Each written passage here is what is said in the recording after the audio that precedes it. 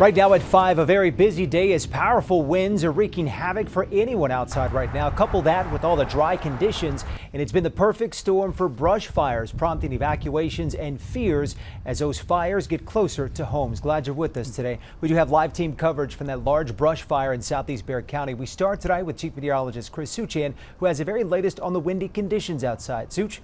Well, I'll tell you what, one of the headlines right now, Jonathan, is the thick dust that is in our skies. In fact, let's see if we could we have a camera view here from just outside of our station on 410 in Babcock. If we could take that view there, showing you what the skies look like.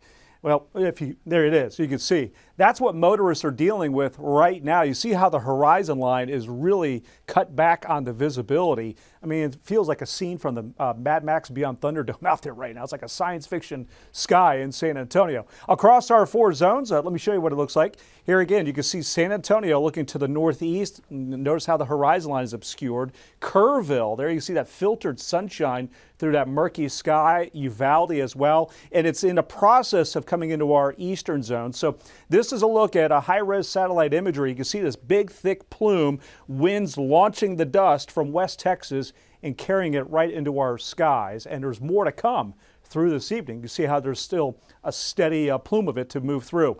It's not an issue for motorists, but it is an air quality issue. Those that are perhaps a little sensitive to some of the dust particulates that do settle, right now we're code orange with our air quality levels. Winds are still gusting over 40 miles an hour. The humidity is still very low, so fire weather continues in our area. The winds will weaken. After about 6 o'clock, it'll become more of just a breeze.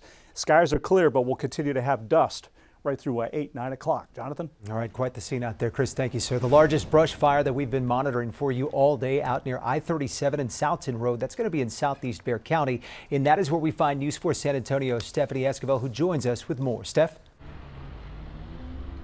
Well, Jonathan, when I got here almost 4 hours ago, we were much further back, and at one point I did see those flames.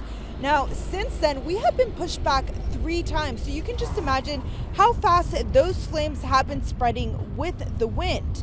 We saw many of the homes on this road get evacuated. Owners of the house we were parked in front of confirmed their shed had already caught fire when they left, and that shed is not far from their house. When we caught up to them after we left the area, they told us they were able to get most of their pets out and leave the doors open so the rest of them could escape if the flames got close. They had just told me that it was spreading quick. They thought that the train tracks were going to stop it, but it didn't. And that was basically it. They were just telling me that it was about 30 yards away. And that was the last thing that they had told me. Try and get as much as I could out. Now, other neighbors tell me they tried coming home when they heard of the flames, but have been unable to get to their house to get their pets and some of their belongings. Right now, we are standing in the parking lot of a nearby development center where many of those evacuated families have been waiting to be able to return to their homes. For now, reporting live in southeast Bexar County, Stephanie Esquivel, News 4 San Antonio. All right, Stephanie, thank you for that. We do continue our team coverage this evening. News 4 San Antonio's Destiny Fuller also on the scene there in southeast Bexar County. She just got an update from fire officials who say at least 6 structures have been impacted. Destiny, what else are they telling you tonight? Well, Jonathan, right now we're just upwind of where that fire started just a couple of hours ago. Earlier, you could see a thick black cloud of smoke at this apartment complex behind me. But as you said, we did speak with the San Antonio fire chief, who says that fire has been fully contained. Those flames started a couple of hours ago on the southeast side, and officials with Bexar County sent out evacuation notifications as early as 1:30 this afternoon. San Antonio Fire Chief Valerie Frosto says both SAFD and other county agencies helped contain the fire, working together against today's biggest issue, which has been high winds. It's extremely challenging, and right when we think we have it contained, there's hot spots that units continuously try to extinguish, and it's just it's very difficult to contain a fire like this, especially with wind speeds. We have gusts up to 40 miles per hour.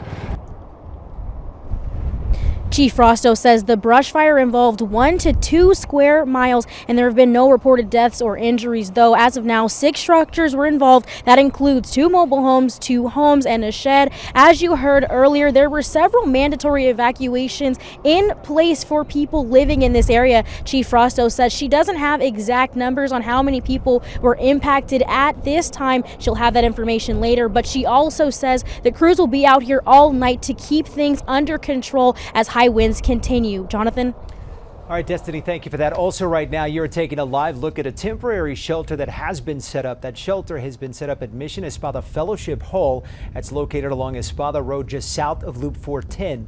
Our crew on the scene talked to the American Red Cross, who is helping to organize that shelter.